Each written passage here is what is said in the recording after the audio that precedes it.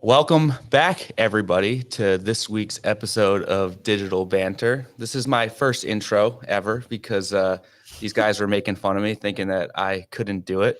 But we do have some really exciting stuff today. We actually have our first ever two-time guest on the podcast. There was actually a little voting we had internally for some of our best episodes ever, and Tas was in the top three. So ironically, over the next couple of episodes here, we have our second two-time guest coming up who is also in the top ever. And I think that's a lot to be said for 60 podcasts. So today we're talking about landing pages, but I don't know, Tas, it's been a long time since you were last on the show. I think a lot has changed since then. I think last time we talked, it was first time you were out on your own. Was it week one? Might have been like week one of you being out on your own. Since then, things have gone a long way. I heard you read a book that changed your life. So what are you up to now? A book. My life changed before the book. The book just validated the change. So book came second.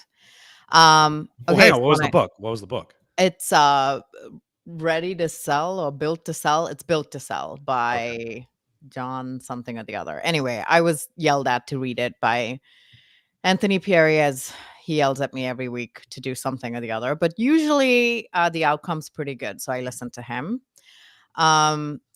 Anyway, when we first started, yeah, you guys were my first podcast ever, actually. And now I think I'm like 20 deep.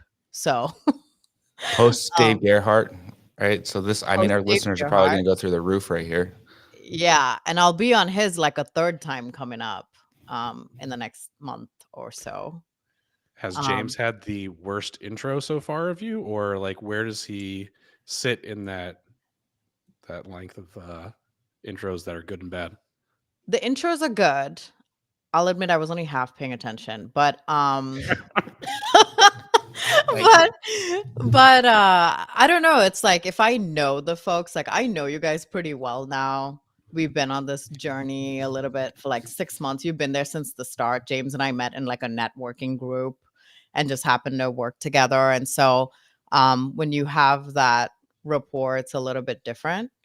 It feels like I'm just chilling with my friends right now, which is great because that's when I'm the most rowdy and unhinged. So that stuff really works well on this very professional platform. But yeah, most of the time they ask me for the intro, and so then it's this awkward like I wrote it and I'm just telling you to brag about me, but you guys know me well enough, so it means more when the intros are just kind of organic. And Dave did the same thing too. He just kind of looked me up and then made something up, and I was like, okay, that sounds good. I'd much rather what you think of me than what I think of me. So let's get a little rowdy and unhinged about today's topic, which is paid media landing pages. Yeah. Something that we all vent about on a fairly consistent basis. Mhm. I don't know, Tas, why don't you set the stage here a little bit about why you have decided to focus on that as kind of one of your core specialties? Yeah, and actually the core specialty, in case Anthony's watching, he'll yell at me if I say I have more than one. Or excise vertical SaaS companies that have 3 people on their marketing team. Yeah, with heads of marketing named Susan. No, so the thing is, when we first started talking, the first pod ever, it was just kind of like general agency relationships. I was the head of digital at a couple of companies. And so I came out with that mindset of being a generalist is going to work better because I can do many things for many people and many companies. And I have that to my advantage. And I think when you're internal, that's a great advantage to have because from the corporate perspective, they're like, this is great. This person can do multiple things. I don't need to hire. They can squeeze every ounce of investment they get from you. But what I found is when you're on your own and you have a business, it's better to solve one specific problem, not just from like a memorability standpoint. I'm just making up words. It's fine. not just for being remembered, right? When someone says landing pages, me and probably a few others come up. But then if someone says, okay, paid ads landing pages for growth stage B2B, it's so specific that it's like, well, she's obviously done the reps and she's going to be the one that can advise us best because she's familiar with the industry, the vernacular, the process, all of those things. And it helps me to stay on track. But the reason that that moved there is more like it was a hard shift because I'm like, well, what if people think landing pages are the only things I can do? Because I've managed budgets, I've run the website redesign, I've done all of these things.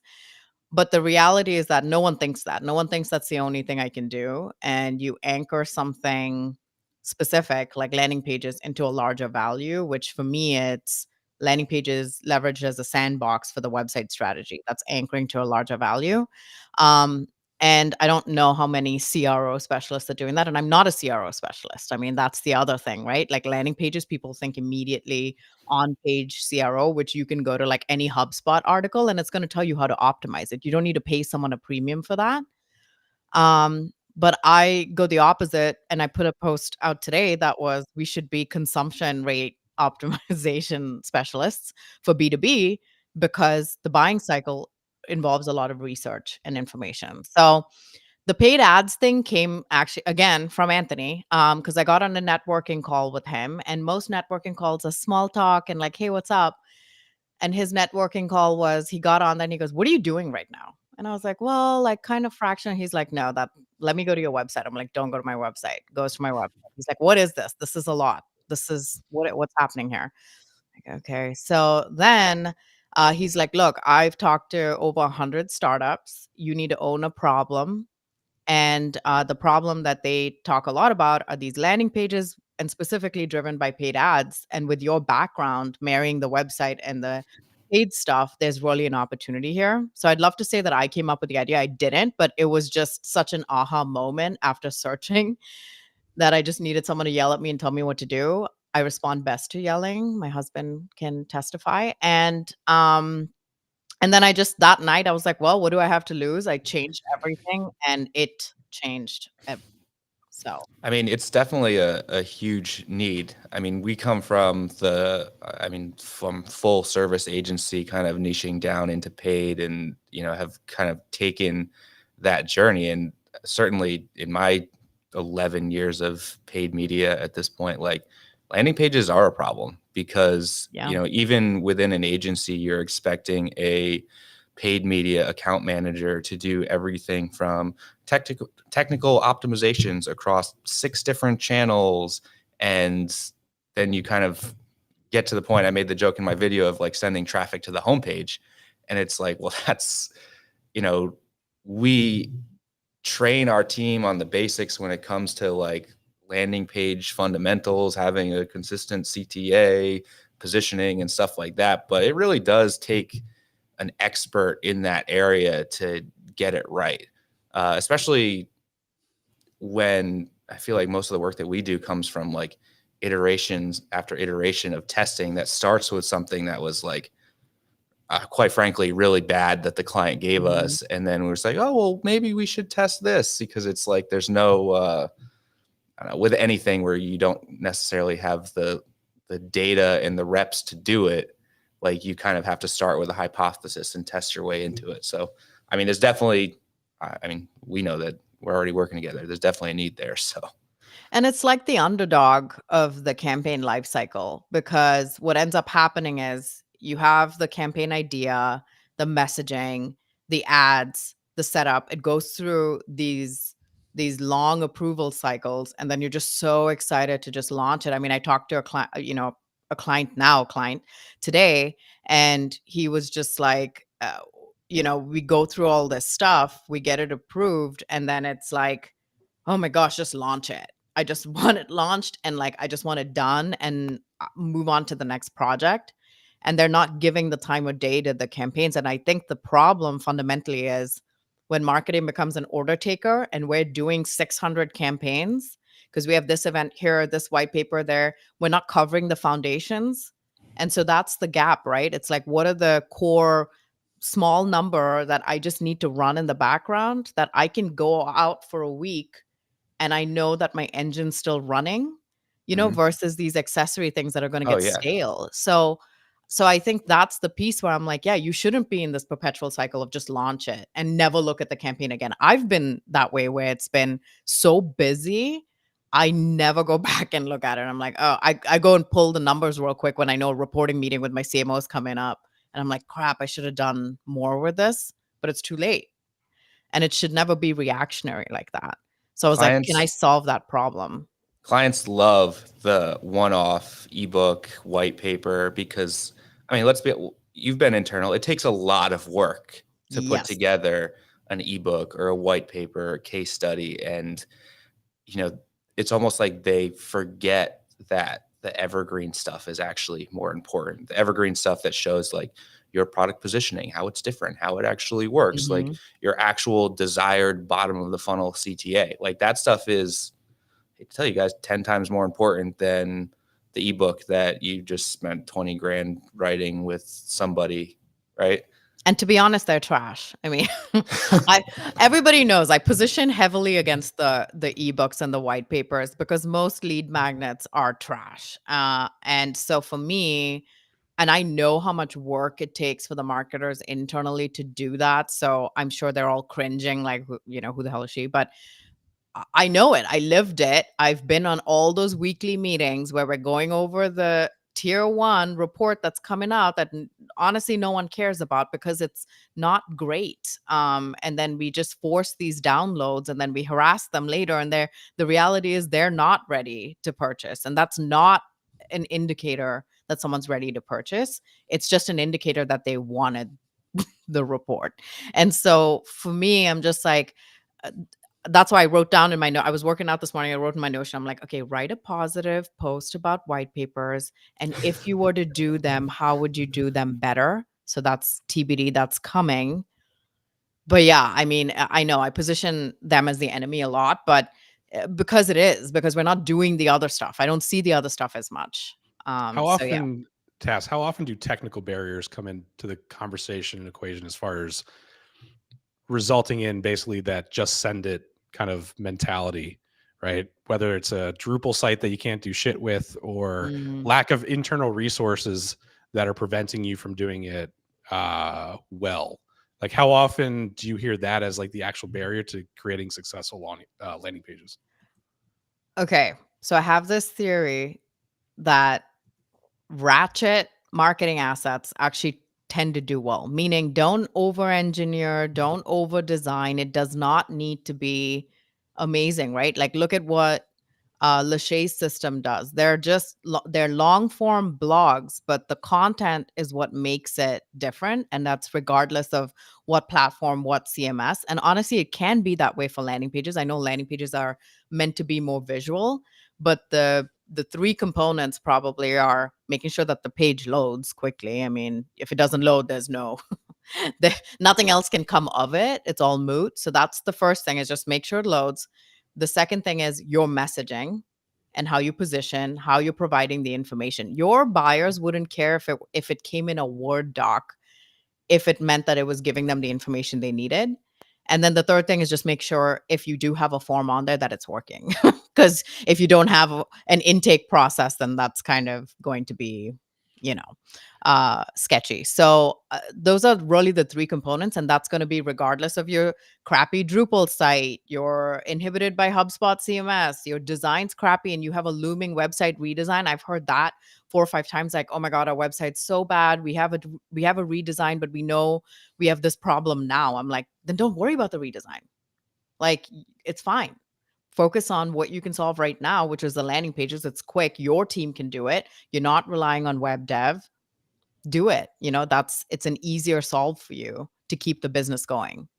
Because we're talking about paid, though, I feel like consumption habits from a device level are very close to that top three that you just mentioned. I mean, Mhm. you think about like paid social as one of those primary distribution points and how people consume content on there. It is so mobile skewed, and yet you can't control for that. So like responsiveness, but also having that mobile first mentality is Mhm. equally as important as making sure the page loads and the form works. Yeah.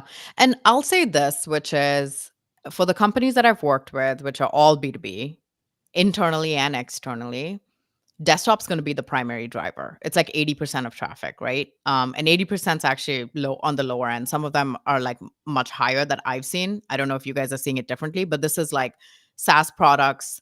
Because even if you want to do a free trial, you're more than likely going to do a free trial on the desktop version, right? Because that's when you're leveraging the site. Like I'm not using Loom on mobile But as much. is that acquisition of lead or is that acquisition of traffic? No, this is 80%. just purely from a traffic standpoint where I'm seeing a lot of desktop traffic coming in. And then, yeah, perhaps the lead, because not all landing pages are also driving leads, which I did a poll and it Sure. was really a trick question, but asked if the purpose of landing pages are leads. And James was like, whether you like it or not. And I was like, oh, okay, well, watch out because next week we're going to talk about this. Um, but regardless, traffic coming in and as a result, conversions. But not to say that it shouldn't, because it's kind of like oh, I got to bookmark or email this to myself. I've done that before where I'm like, I don't have time to read this right now. My kid's screaming in the background. I'm just going to email it to myself. But most times, because it's so research heavy, I feel like the B2B consumption process happens a lot more on desktop. It would See, have to. I'm not consuming all that information via mobile. no, but I find that interesting because when you in the campaigns that we have run that are LinkedIn or even Facebook, the mobile Mm-hmm. traffic is 80 to 90% plus. Number one, you Interesting. can't control for it like you can on Google from a bidding perspective, right? With Mm-hmm. certain device level stuff. But just inherently, I mean, yeah, we all use LinkedIn and Instagram across multiple devices, but it's definitely these where the priority of consumption takes place. Interesting. So then my thing is from a platform perspective, because if you look at general, like and organic and direct traffic to a site is a good indication of like who Mhm. the people are coming directly to you via word of mouth or whatever. So if the general traffic is skewing more desktop, but you're seeing from a paid channel, which is one that you're essentially not forcing, but Yeah. you control that distribution a little bit more, and you're seeing that come in with mobile. For me, that's going to be an indication of like, I know it's hard to control, but can we move some of that consumption over to the desktop portion to make it easier from a tracking standpoint? Because to me that would indicate like, is it junk traffic? Is it like see you later traffic and I won't see you later because I'm not thinking about you later traffic? So that's everything is a signal. So what is that a signal of then? That might Yeah. be the one use case for Google Display, retargeting to Mm-hmm. desktop, where you actually have control. Well, the other thing too that comes into play, and this is just anecdotal for a second, but like when you get into like cookie widgets and compliance and privacy, things like Mm-hmm. that, how much of the screen they take up on a mobile device is a huge thing that impacts performance. Like we had one of our clients where you clicked on a LinkedIn ad, you went to the landing page, and all you saw was the freaking cookie consent. Like you had to accept it or basically peace out. Um, so, I mean, just adjusting that had a significant change on performance alone. But that's what I'm saying. Yeah. It comes back to that device level insights in Yeah. addition to those core three that you mentioned, Tas. Yeah. So, what makes so you went through those top three, but like, all right, so let's get into some actual like deeper level conversations here, and like the burning question that pretty much anybody that is going to have, like, what's a good landing page? Like, what are the components that make a good landing page? And how do I squeeze more out of my campaign as a result of that? I think it depends on what you're running.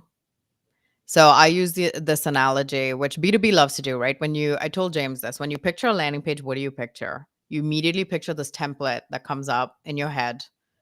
You've got the logo, you've got headline, subheadline, a few bullet points. There's a giant form on the right-hand side. You can just see it. You can see it in your head. And that's literally every company out there is like that. But if you look at I love using Old Navy as an example. So if you look at an Old Navy product page or you look at an Amazon product page, what do? You don't land on the page and then it forces you with this buy now button that's like or shoving the payment information in your face before they show you the product, right? So I think there's a lot of things that we can leverage from B2C. And then on the flip side, there's a lot of things we're taking from B2C that we shouldn't. But one of the pieces is that you're not going to ask someone to marry you on the first date. You're not going to ask someone to pay for something before they've seen anything about the product. So the biggest thing is context, right? If it's search, then you have a signal for what that context is. So if it's someone searching for like screen recording software, right? They're looking for a solution that does that. Maybe they're even more specific than that. And Loom shows up. Now, what if they went to Loom's website and they just shoved the form in the face and said, "We promise we have everything you're looking for, even though we're not sure. Submit a form. We'll talk to you. Do a free trial right now." No, the first thing you're going to do is go to their site.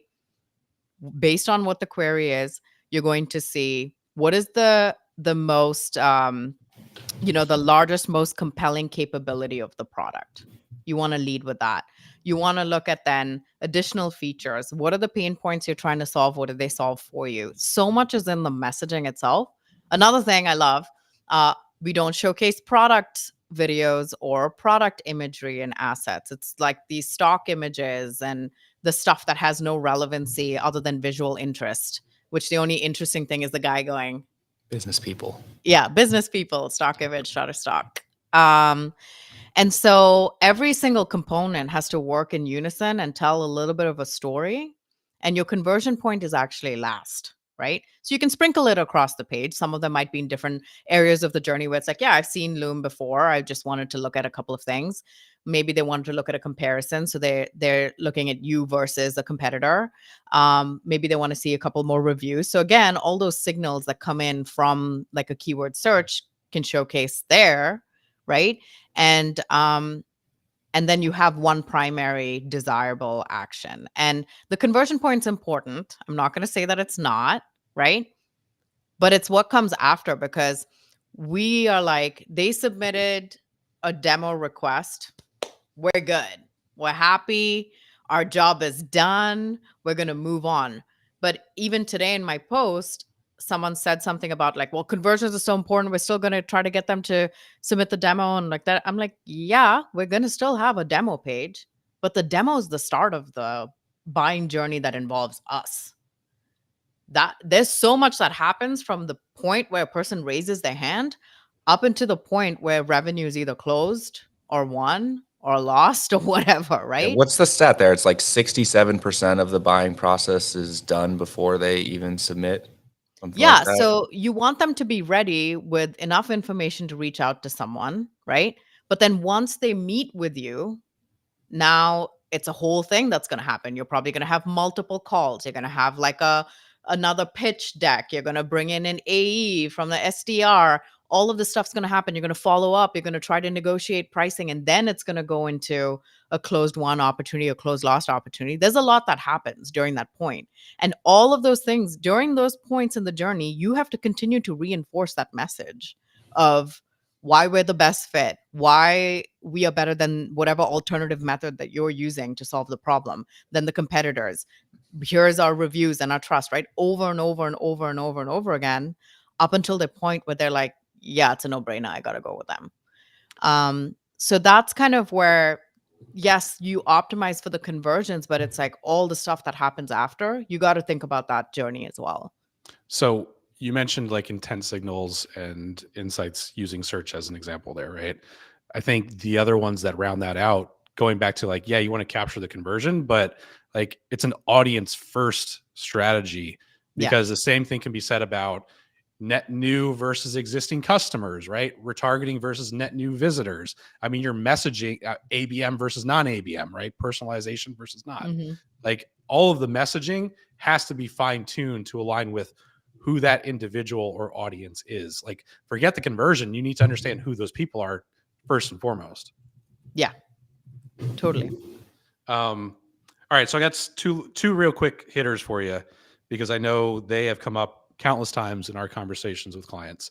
Nav or no nav? No nav on landing pages. Really? Why? No nav. Because it's a distraction. It is I would say that buyers today face a lot of decision fatigue. I actually covered that in the audit video I did today. And so they're not stupid. It's the universal sign that if you see a client's logo or whatever, company logo in the top left, and you hit that, you're going to go to the homepage. Universally known, even for the non-tech savvy, like my mother-in-law, who like knows how to use Snapchat, so she's above most people. But that's fine. The other way is they can always go back and then just look up the main site and go there, right? But the landing page specifically is supposed to be this sandbox environment, a focused experience, and you're testing different variables. Now, what happens when you inject 300 variables on the page? How do you know what works? Their attention span is now spread thin, right? So now instead of, oh, actually, you know what? I'm not going to read this page. I want to go look at the pricing. Next thing you know, UTMs drop off. They're roaming around. You have no attribution. It looks like junk leads or junk traffic from your campaigns. They're just roaming around aimlessly. You can still create an experience that helps them consume content without shoving them somewhere else, or it's this like Dory experience of like, oh my god, look, button over here, oh my god, newsletter sign up, it's like, what's my name, so it's just like they get overwhelmed and then they leave. If they've shown you intent for something like, Loom versus Vidyard, you got to give them information with Loom versus Vidyard, not, hey, you want to check out our other resources, what about a case study? Hey, what about our pricing page? Do you also want to look at all our plans? Here's an example of how our CEO uses Loom. Like, no one, that's not what they're asking for. So I think at the end of the day, to keep it very, very simple, you're delivering on the promise that's in the ad, right? So if the ad says, here's a comparison page between Loom and Vidyard, and that's like Old Navy saying, you're saying, hey, I want to look up trousers, right? And then you click on the ad and they dump you on the homepage and they're like, yeah, but we also have dresses and it's snow season and there's a storm coming. And then here's like hats and shoes and whatever. You're like, dude, I just wanted the freaking pants because I have an interview next week and I need the pants. Okay, so I think I know the answer to this then too. One call to action on the page or multiple to hedge your bets? There are people who fight me on this. I think James might be one of them. He fights me on a lot of things. No, you don't. Okay. There are some people who argue the secondary CTA. You want a soft CTA and a hard CTA. I always just do one CTA. And maybe the soft CTA, if you want a secondary one, some clients will fight me on it. And I'm like, fine, put it at the bottom of the page, right? And you give them an out if they want to get there. But I'm a primary CTA and single CTA person. And I die on this hill because it just makes the journey a little more specific. Maybe the volume is lower, but it gives you a basis to try something. So James and I actually talked about this the other day and we're like, free trial or buy now? Which one should we do? Which one should we do? And we're like, we can do both. That's the beauty of testing, is if that's like a hard thing, let's figure out whether it's easier to do a free trial or is it easier for someone to just buy now, especially if it's a low cost product. That's like what, $60 for a lifetime or whatever. Like, who cares? That's $60. Now, would you do that for a $35,000 product? I don't know. Maybe a softer sell is the free trial before they invest that much money.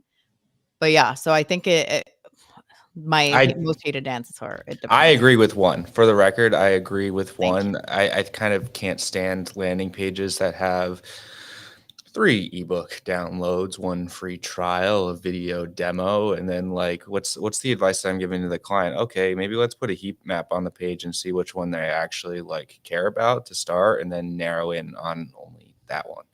Because like it's all over the place. That's what it becomes, all over the place. And it's like, can you have 2? Sure, like the primary and secondary, but then it's like you're not being direct with the user and what you want. And then I feel like the piece that you run into here as a huge issue too is just like tracking and stuff too. Because right, like when you run any sort of campaign, you have one goal. Is the goal to drive free trials? Is the goal is to drive revenue in these scenarios, but you need to be able to break up that customer journey and also track it accurately. You don't want to be having this conversation with the client where like, oh yeah, well, we had 27 people who purchased, but we had 500 free trials. Like you always end up doing this, like, yeah, these are the metrics that you really care about, but we had this many people do the secondary CTA. And it's like, okay, cool. You really only care about the one. What's sad is that this need to track and attribute everything has resulted in us being less creative as marketers and not catering to the needs of the customers that we're trying to attract. Right. You both talked about it. You both just said, like, yeah, we need to have a single CTA. We don't want to have a nav. We don't want to do this. We don't want to present options because we need to track everything. And that, like, if we talk about customer journey, which is not linear, we all know that, like, that just creates a falsehood going back to that narrative because of the need to track. Like, screw the, I wish I could just say, screw the tracking. Like, let's give the people what they want. Let them buy how they're going to buy. Give them a nav, because I'm a firm believer in including a nav, even if it's slight. I have seen performance skew towards nav over no nav in a positive direction. Now, I think in the nav situation, it depends on, are you using What's the positive? Higher conversion rates, higher quality conversions. But it also comes back to, well, is it the existing nav or is it a more cultivated nav based off of the signals that we know about the audience, right? You don't want to throw in like some massive nav where there's every option known to man to click through. But like, if you are sending somebody to a cultivated experience that you know that they're later in their stage of buying, you know that they want to get a demo or a trial, hopefully as the main CTA, but you also want to make sure that like it's a qualified demo. And to your point, Tas, like, after that form is submitted and after that lead is captured, like, the journey is just beginning. So are they qualified, or is there a price restriction that they were unknowingly submitting a form about that you could have easily resolved, and you just helped sales out because you create a better qualified lead coming through by allowing them to see that information or to do a little bit of extra research and opportunity to navigate around that info. You can take all of your internal resources and log into the product and like those things out of your nav for sure. Yeah. So this is one of the things people fight me on. It's fine. I get it, right? Like, you want to give people everything. Okay, then just send them to the damn homepage. 44% of B2B companies are doing that anyway. The whole point is to have as little variables at a time that's running in order to make data-driven decisions that impact the rest of the website. You can't do that if you have 1,500 variables going on. So that's my area of focus. And I know it comes back to like the whole tracking thing, because at some point UTMs are going to disappear, right? They're limited already. So when you have a sandbox environment, it's like, what do marketers have to work on? Because regardless of how we feel about anything, we have two jobs to do. We have one that's a responsibility to the user, and then we have the other that's a responsibility to the client or the company or our CMO, whoever we're reporting into. How do you marry those two things, right? How do you say, no, CMO, you can't put AI this and that or whatever on the homepage, but also say, how can I lead with the largest capability and the most compelling capability that's important to the user? You can only test those instances within, a certain very strict environment with controlled traffic. One way I remedied this, because I had a client who said, yeah, I don't know about the nav thing. And I said, fine, you can put a footer down there, put a very minimal footer. And what we did was, we looked at the other pages of the website, and we saw from these were comparison pages, right? Comparison landing pages that she was doing. We looked at the comparison pages and we saw what was the next path that someone took from the comparison page that she had prior to me. And the next path was the about the company and then one of their products specifically, because they had two. And those are the two links that we put down in the footer, because the data showed us that those were the two things they were curious about later. The other piece is, you could take something like that, and instead of doing a navigation, you look at the website data and you say, okay, this is what people are most interested in.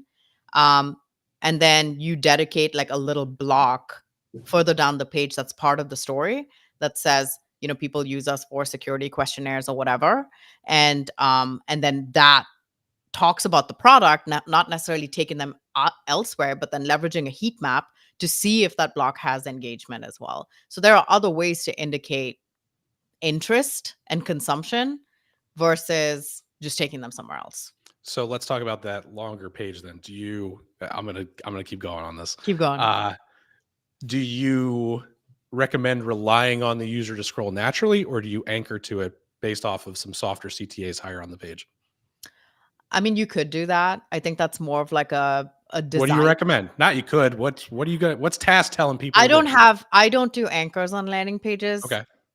So I have my frameworks and I go through very much like a story format.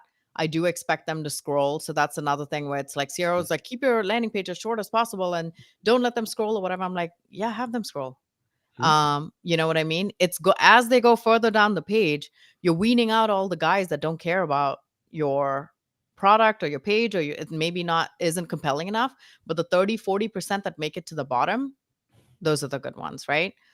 And so for me, it is scroll, scroll, scroll. You could anchor it to different parts, but if you've spent so much time laying the page out in a specific story format, you want them to kind of go through it, right? Like, for example, my product details framework starts with you lead with the largest capability, a little walkthrough of the product, you go into how it works, so the most compelling features, and then you go into the benefits of utilizing those features, right? And then you go into objections, FAQs, and the social proof. It tells like a story. Do you want to jump on social proof? Cool. Maybe you're further along. You don't need to see features and capabilities of the product.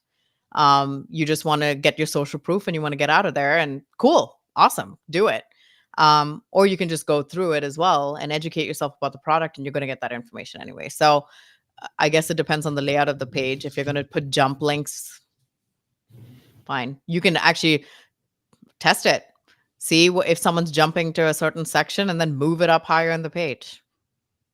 How much data do you need for an effective test? And don't say statistically significant, because that's a bullshit answer.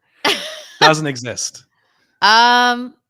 I don't know. I think it's like whatever's relevant to your specific audience. I think statistically significant just depends on, again, context, right? Like if my personal site gets like 700-800 users, like every couple of weeks, which I'm like, okay, that's pretty decent for like a little bitty solo shop me. And then you have a client that's like 50,000 pages. So what's enough for them, right? Like sometimes we run LinkedIn polls and we get over 100 answers. We're like, this is good. And and I may have 10,000 followers or 150,000 followers. I think 100 is good sample size to get a feel of like what the people are. I think it's the quality too, right? And I think that's where paid ads really helps, is if you have 100, but they're your ICP and they've responded to the page, that means a lot more than 2,000 of like random people that are on the page. So what does that mean to you? I would much rather it be, okay, I'm going to dwindle down on the quality here because I got 30 heads of marketing. How do I get more heads of marketing in here? But based on the 30 heads that have interacted with the page, these are the things that are important to them. I'm going to move those pieces up. Obviously, privacy and everything aside. All right, Tas. So in the headline for this whole thing that we're doing right now, I did promise people frameworks for the perfect landing page.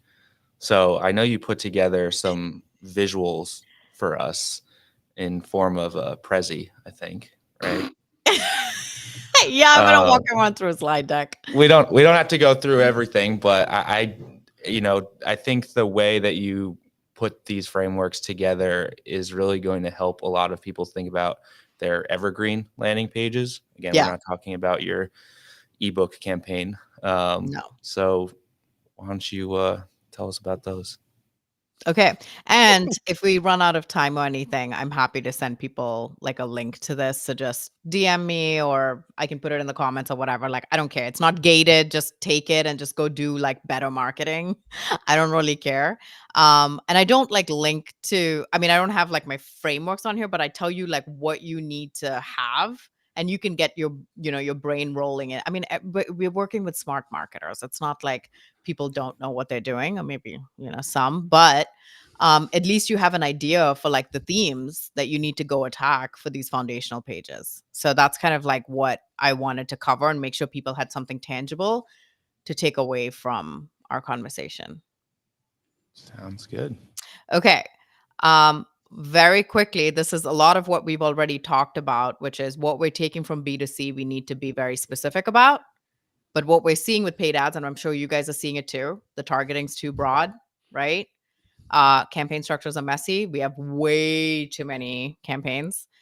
Disproportionate focus on accessory campaigns, white papers, events, webinars. We love doing those. And then there's no foundational campaigns. And then landing pages, afterthought, short-term throwaways. We focus on volume of leads and we prioritize conversions over consumption, which should not be the case for B2B.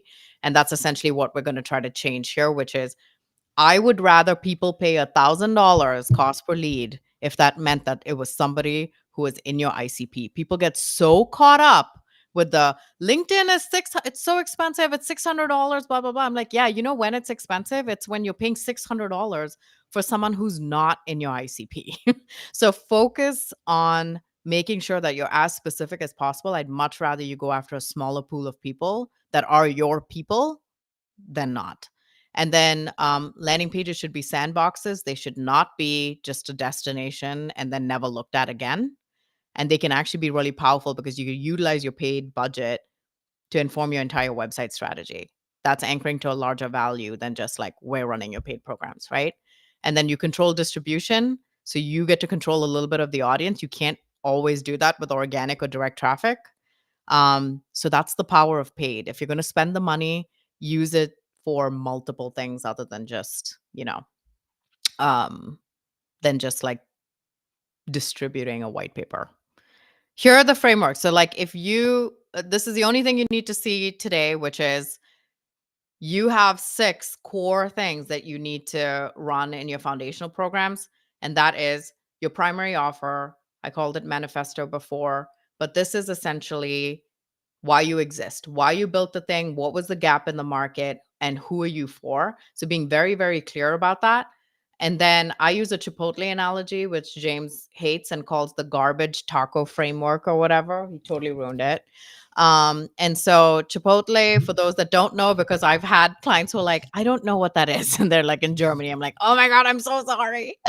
Okay. So Chipotle, for those that don't know, you get ingredients, you pick kind of your vehicle for it, you put it together. But essentially, the primary offer are all these components of what makes you you. So they're all the ingredients. And now you have different ingredients. I mean, it's the same ingredients, but they just packaged up differently, right? So who's the star of the show? If somebody is showing signals for looking for some kind of software, right? Your category software, then you're going to showcase the product. It's going to be very heavy based on the features, the capabilities, and the benefits of the product itself. The competitor, if they're trying to evaluate you against a competitor, or you, like Anthony said, it's you versus contextual. So it could be like Loom positions against meetings, right? So you can create a comparison page around that. Then trust, what we have found is that a collection of testimonials do way better than an in-depth case study. So if you can anchor multiple, testimonials and case studies that are relevant, I think that's going to be far more impactful than just the one. And then obviously the pricing and demo. Not everybody does pricing. James called me out for not putting my pricing. I'm going to put my pricing up on my website, I promise you.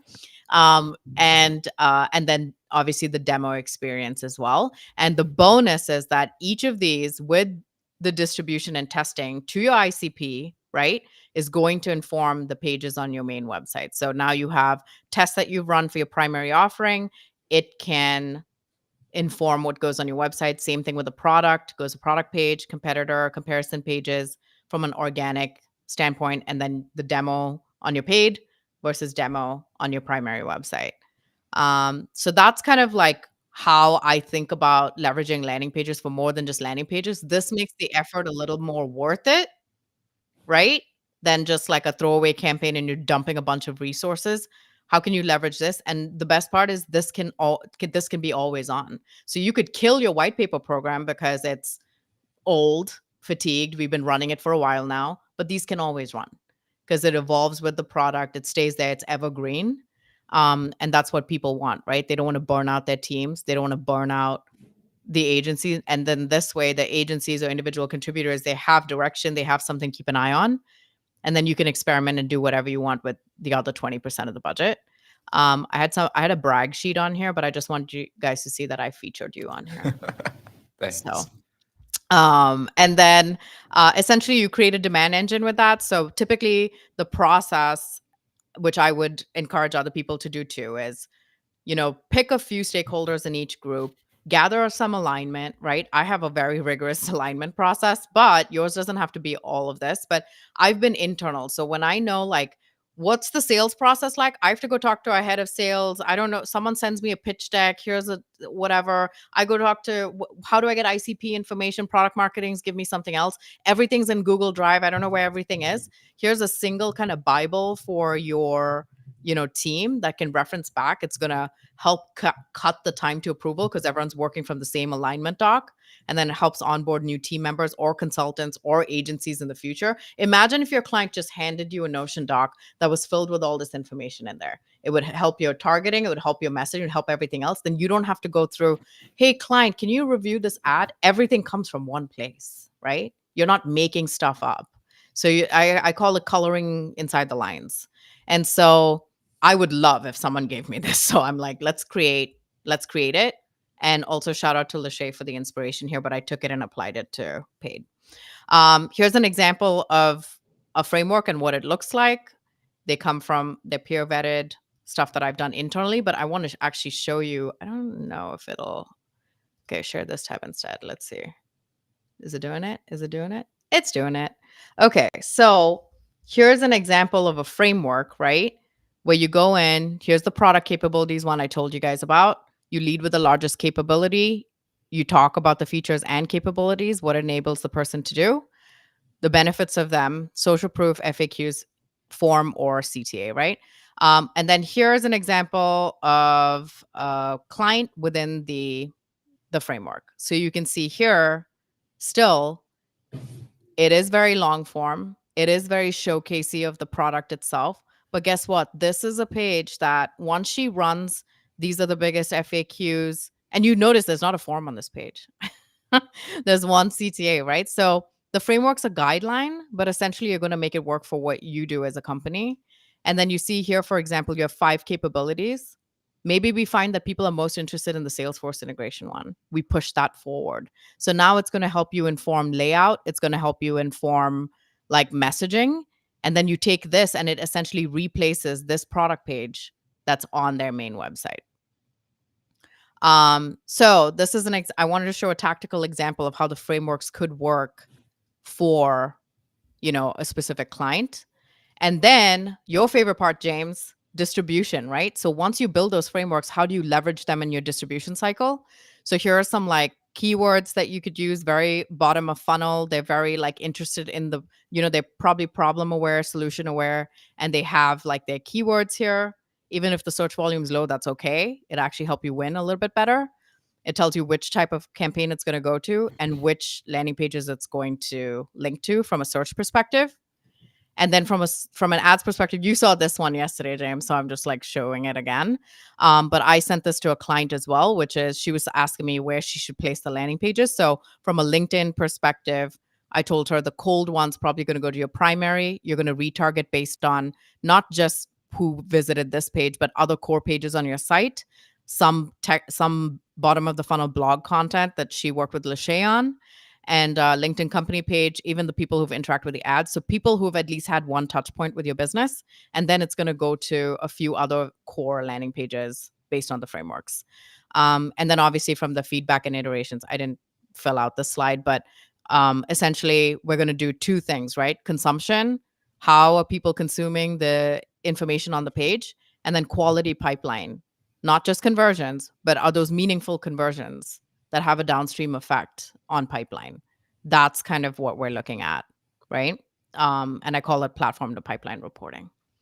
So anyway, What GA data are you using? Because I'm about to puke by seeing that on here. But go ahead. Why? Because everybody's anti GA4 right now. They're so like they're freaking out, right? I'm gonna stop sharing. So I wonder if I'll come back soon. Cool. Okay. So vanity metrics get a bad rap, right? And I think that that's wrong because they are signals of consumption, signals of intent. So outside of like whatever the page views and the users and whatever, right? But if we're looking at how much time someone's spending on page, if I have that long product page, it's going to take them a good couple of minutes. The video itself is a few minutes long for them to consume. So we're going to look at those consumption points, which is how much time they're spending on the page. Are they scrolling down further? Where are they getting stuck? Where are they hovering? Screen recordings, right? I always look at like 10 to 20 of them to just kind of get a good sense what's happening. What are they reading? Tracking the mouse movements. But then what ends up happening, which this client was really great because her platform of pipeline reporting is very short. Like when I was at Telium, it was conversions. Okay, so we had submissions, net new, ICP percentage, MQLs, meetings, opportunities.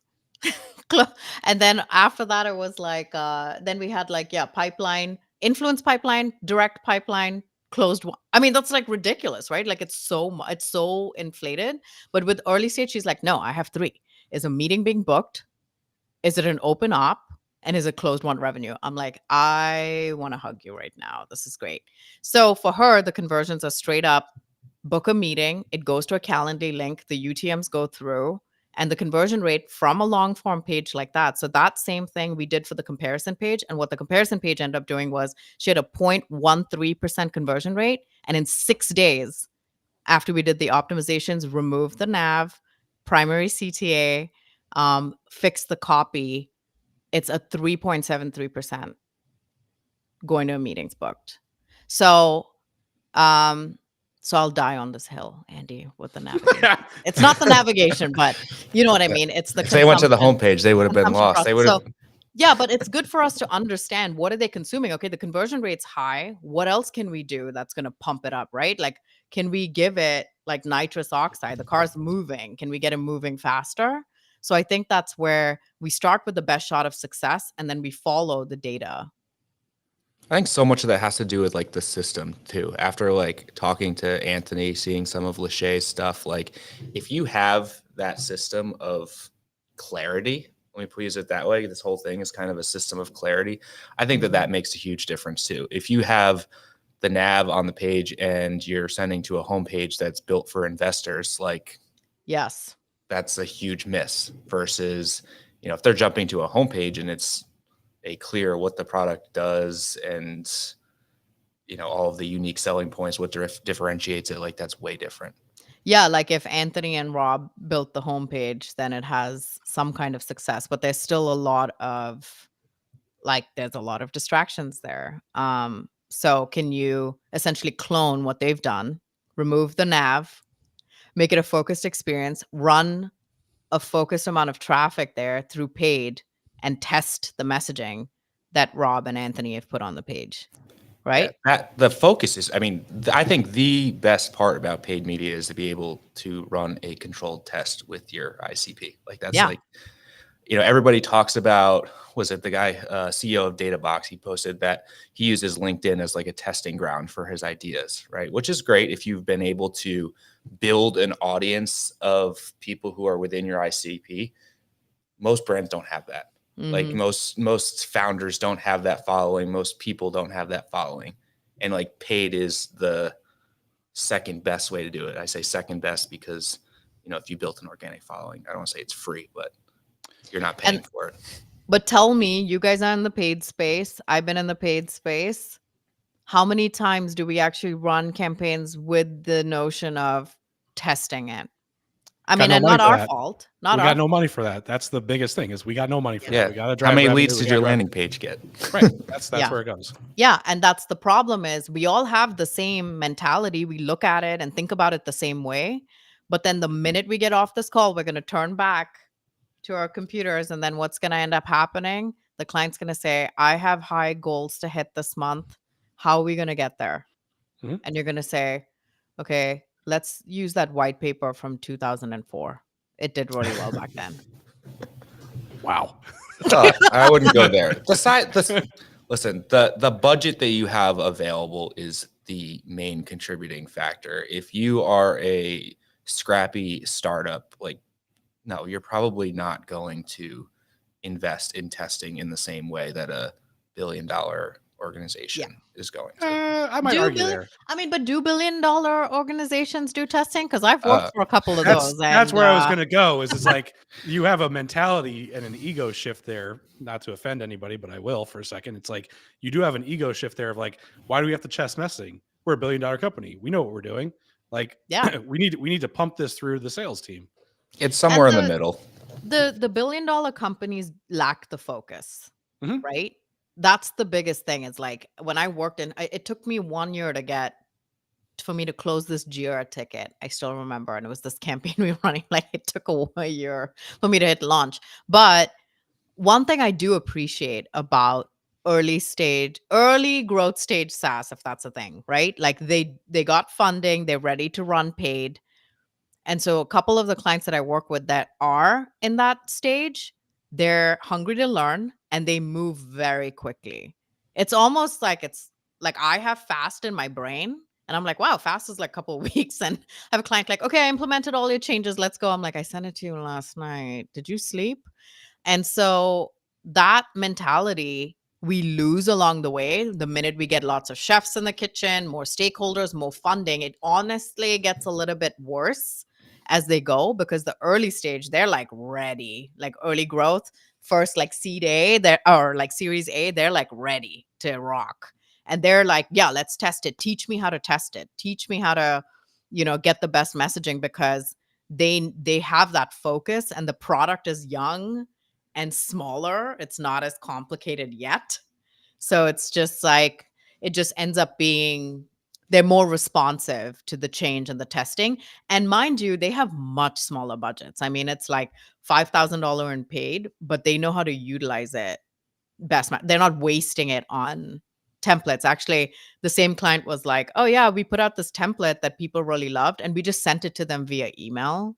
Like we didn't run a lot of paid to it. We just gave it to them. And I'm like, I don't know what to do with that, but I don't want to nurture them. Like if they're ready, they're, whatever, but we'll just send them another template later. I'm like, cool. So she didn't waste the paid budget on a crappy lead magnet. She's running it on foundational programs. So I want to start to bring today's episode to a close with two questions. One is recommendations for tech stack when it comes to landing pages, whether there's third-party testing tools, heat mapping, scroll mapping tools, things like that. What's your preferred tech stack, Tas?